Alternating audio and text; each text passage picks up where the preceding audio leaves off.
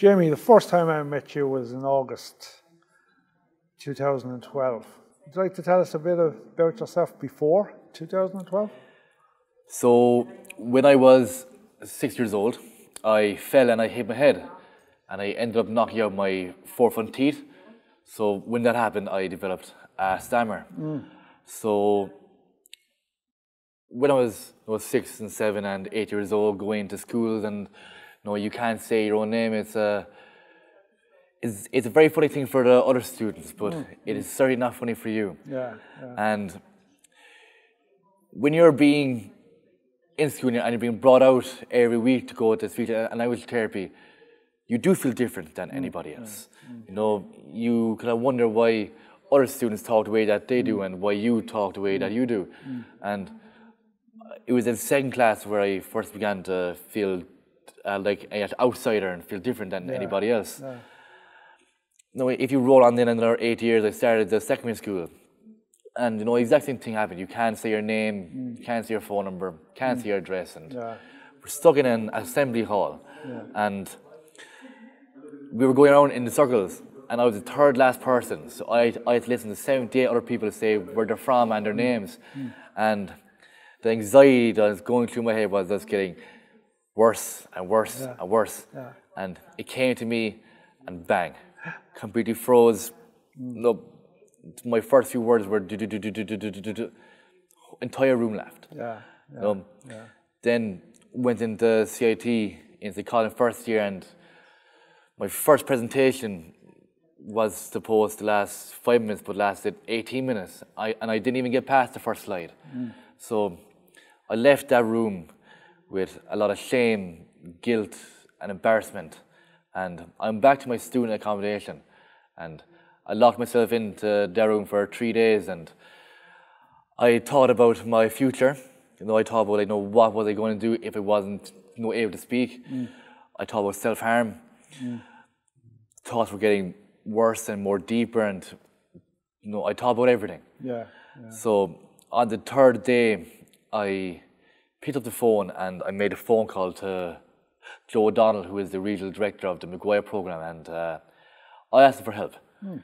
So, as a man, you don't want to ask for help. Because when you ask for help, you reach complete rock bottom. You're opening yourself to everybody. You're a very vulnerable position. Ask for help is one of the hardest things that you can do. And it takes a lot of courage to ask for help, and that's most important. It took a lot for me to make the phone call. I think it was on the third day, I had the phone at 12 with the number typed in. It was at 6:30 when I pressed the call button. So it was 6.5 hours of sitting there thinking, how am I going to talk to this person who has a stammer, and I was stammer, and it would probably take me half an hour to talk to him anyway. So I booked in for August 2012 in Galway. You know what you mentioned earlier on there, the feeling of difference. Like, what impact had that feeling of difference had it on you as a human being up to that point? I always knew I was different than any other kid. When they were all reading out in class, they could say all these beautiful lines perfectly, no problem. Came to me, complete another disaster. The feeling of being different, it puts you in a very lonely and isolated place. And when you're feeling lonely and isolated, it is, and this for years, it's heartbreaking that you can't relate to anybody else. And first time I was able to relate to anybody was seeing Gary Gates on the Late Late Show. That was the very first time where I said, he is like me. I finally met someone else that has a stammer. And when you're able to meet someone else, you know that you're not alone anymore. You're not in a bad place. And I spent years going to speech and language therapy. And it did what it was supposed to do. But when you reach into your teenage years, it wasn't going anywhere. And certainly the government doesn't help either when they have their cutbacks and you only have your 12 sessions every 3 years. That's right. So there's something that the government needs to look at, and especially Simon Harris. He needs to look at that. Were you aware at the time that you were learning your way into stuttering, that you were learning all the tricks of the trade, like holding back and covering up, isolating yourself? Were you aware of that, or was it just a natural progression, would you say? Back then, I didn't know what I was doing, but I was doing it. So I had to change my own name. So I called myself my older brother's name for years, Ross. And I got into a lot of trouble over it. No, which is fine too, so sorry, Ross. Yeah. You know? But, you know, I called myself Paul for many years. I called myself Jason. I've every name that I can avoid saying my own name. I've released other people's phone numbers that aren't mine, so they became the focus and not me. When I used to go to get a takeaway, I had to write it down on a piece of paper, and I had to hand it them. And when you hand them that piece of paper instead of saying it, your heart drops and you feel like a right fool doing it. You know? It has its impact. Yeah.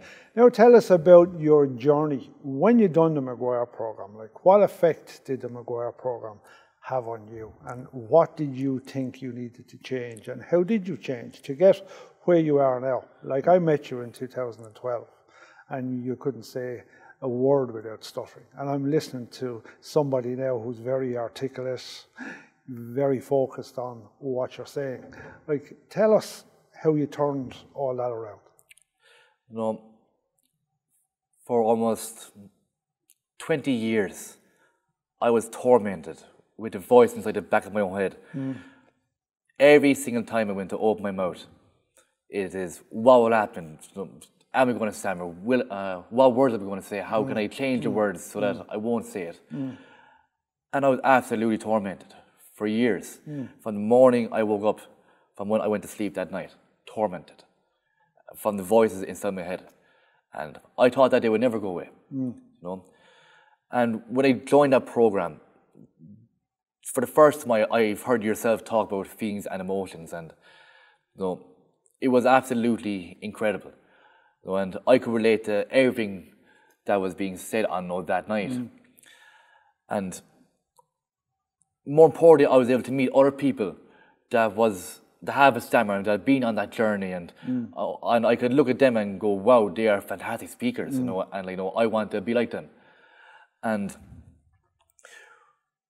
when I was a kid, I studied a lot of martial arts because I was very angry all the time, and I became extremely good at it, you know, winning 3 national titles and 2 university medals, and of the weapons competitions as well.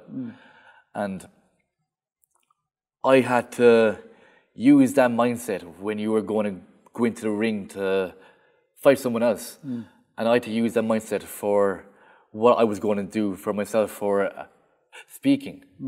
So I had to adopt a completely new set of ways of thoughts from my own ways. I had to cut out a lot of people from life who would have been negative. I just couldn't have that.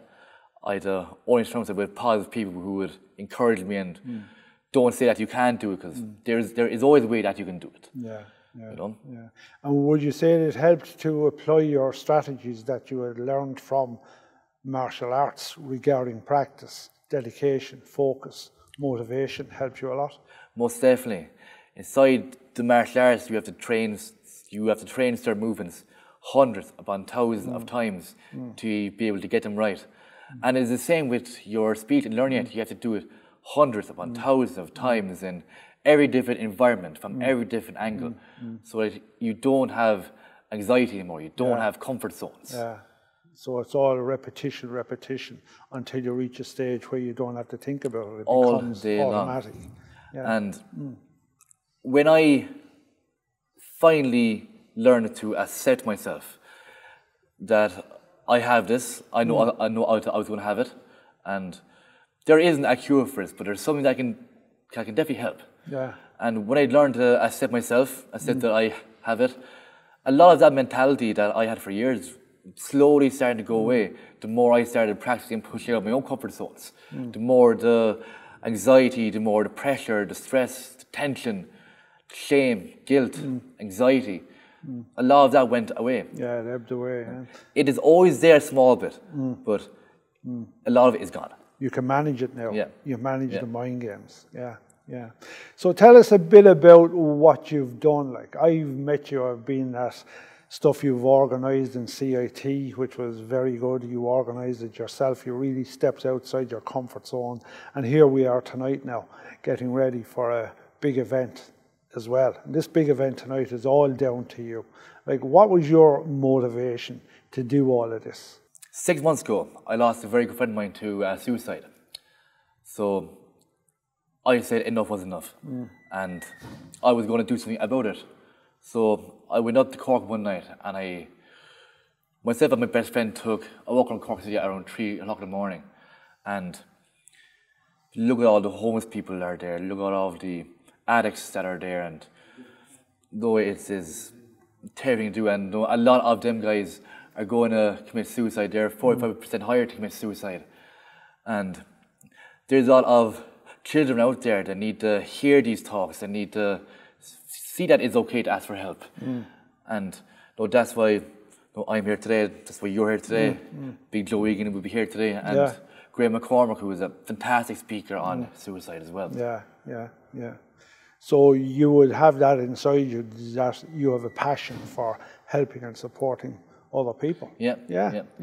And the one thing I'm saying about one of my friends that committed suicide, the day beforehand I was talking to him, happiest man you could ever meet. And then the day later I got a phone call saying that he hung himself.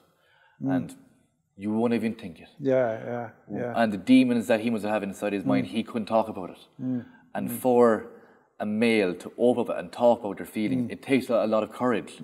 And there is no shame to talking about your feelings and emotions. It is perfectly normal. Yeah. Everybody walking the earth is going to need help at some point. Yeah, well, they are going to be challenged by mental health at some stage in their life. You know, it can be death, it can be sorrow, it can be whatever it is. Every human being, some stage, and that's the message, I think. And the stigma, to take the stigma away from it, is vital. So, fantastic work. And you know, I want you to just tell people who'll be seeing this, I want you to tell them 3 things that made a world of difference to you regarding you changing around your verbal communication. Can you pinpoint 3 things that really brought you to where you are now? I will say 4 things. 4 things then, yeah. My family was one, because from day one, they made all the phone calls for me. They worked tirelessly with the HSC to get me in for speech and language therapy, even when the government was cutting it all back for people. And it is an absolute shame that they are doing that. But they made all the phone calls. They made all of the time for me to come out of school to get help, whatever I needed. And what my father said to me one day is that he would give up anything in the world if I knew that I would get better. So that meant the world to me. Yeah, well, that's number 1. What's number 2? Number 2, I was able to meet a fantastic group of individuals in the Maguire program, like yourself and Joe O'Donnell, and a fantastic primary coach as well inside Joe Cleary. And without the support from you guys, I certainly wouldn't be here where I am today. Number 3, I had a fantastic friend for years helped me that I met on the Maguire program, Shea O'Sullivan. Me and him talk every day, and whatever is bothering each other, we are always here to support each other. And we're able to talk about some of the most darkest things on the phone that people should never hear. We're able to talk to each other from that. Yeah, that's powerful, yeah. And what I've learned through sports, what I've learned through winning All-Ireland medals, what I've learned to meeting other people, that sport mindset, it motivates you. You're able to have the discipline to work harder. You're able to have the patience. You're able to push forward and come out of your comfort zones. And that definitely helped me with the sports side. The 4 things that you mentioned now had one commonality. You were running through them all, and that was the importance of support of your family, support of people you met on the Maguire program, support of your friends, and the support that you got through what you've done in life regarding sports. And like, that's a vital, vital point, that we all need support. We all need support. Doesn't matter who we are, how wealthy we are, how poor we are, we all need support. So it's a pleasure knowing you, Jamie. Well Thank you done. much, buddy. Thank you.